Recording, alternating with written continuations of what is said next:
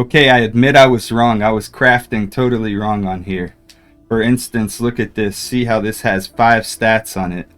This only has 4 stats on it. This has 5 stats on it. Because I sealed the minion damage using a Glyph of Despair.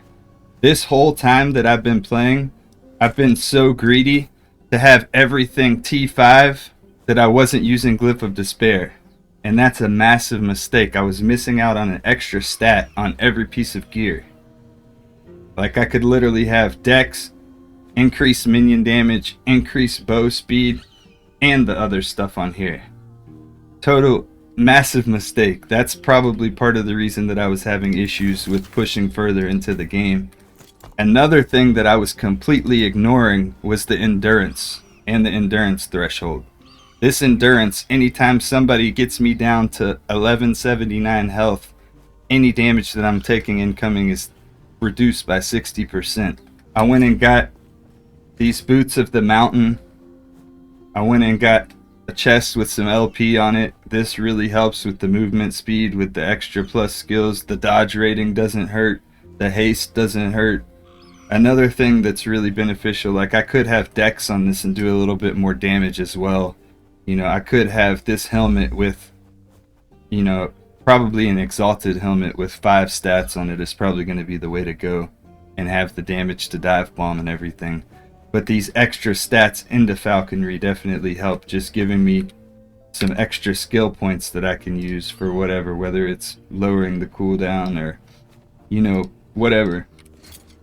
With that said, now I gotta go and get certain pieces of gear so that I can have 5 stats on them. I was basically playing on hard mode. Like pushing corruption would be way easier if I had 5 stats on all my exalteds.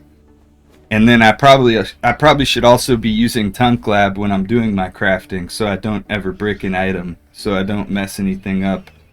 Tunk Lab, if you don't know, is a website that you can look at, and it tells you which things to like, which one to boost next and what the result's going to be. It has all the calculations down, and so you can really craft without mistakes or with less mistakes. So that's something probably that I'll get into now.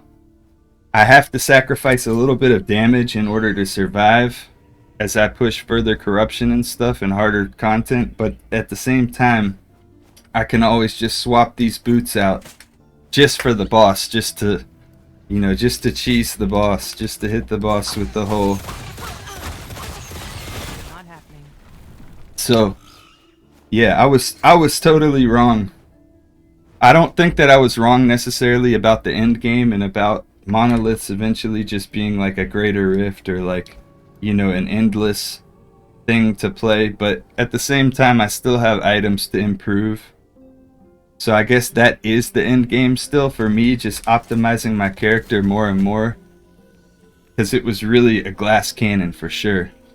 But now I might play it a little bit more after making that realization about the Glyphs of Despair.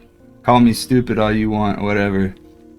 I think that was a really good thing to notice, and I wanted other people to know that too. Like, don't just focus all on offense, and don't ignore the Glyph of Despair. Don't get greedy. Oh, I want as high of, you know, don't get greedy. I could have literally sealed. You can seal one of the things that you don't really care about, and then make sure that you get that dexterity or whatever it is that you're looking for, rather than having like some extra shit you don't need. You can seal off the shit you don't need, like the void res and the cold res on here are kind of useless. I could have sealed those off and then guaranteed that I got life or something else that could be beneficial for me. So that's just something to consider. Like, that's what I did right here with this. Like, these gloves are godly in my opinion.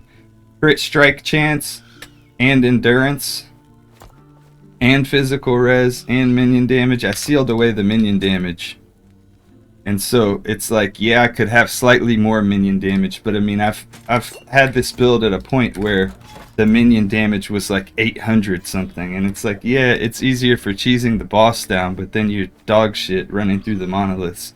Not dog shit, you're just a 2-shot glass cannon ready to get killed off screen or ready to die from something that you don't really know is there. So with that said, I think optimizing the build just makes the gameplay just more enjoyable, more friction free, less stressful and annoying. So with that said, I think that's all I wanted to talk about today, and just tell you I didn't realize that. I didn't realize how important endurance and endurance threshold was. Also armor's important. The dodge rating, I also didn't realize you don't even have dodge rating unless you're moving. Or at least I don't. But it looks like the dodge is only while you're moving. But with that said, I'd rather rely on armor, endurance threshold, endurance. And I can still spam potions and get my dodge rating really good if I really needed to use that as part of the skill rotation to push further and further. But I'd rather focus armor, endurance, endurance threshold, life. I could definitely use more life.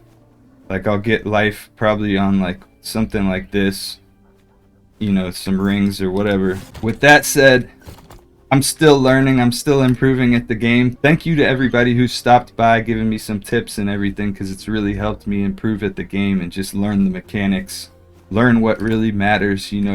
Being able to do 7 million or 11 million damage doesn't matter if you die in 2 shots. Everybody have a great day, great week, and thank you for stopping by. I'll hopefully have some new content for you soon. Take it easy.